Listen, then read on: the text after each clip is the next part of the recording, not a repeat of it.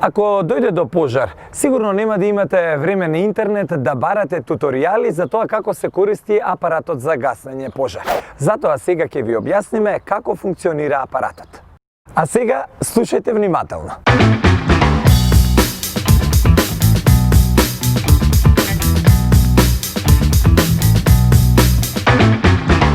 Најчест вид на противпожарен апарат е токму како овој модел.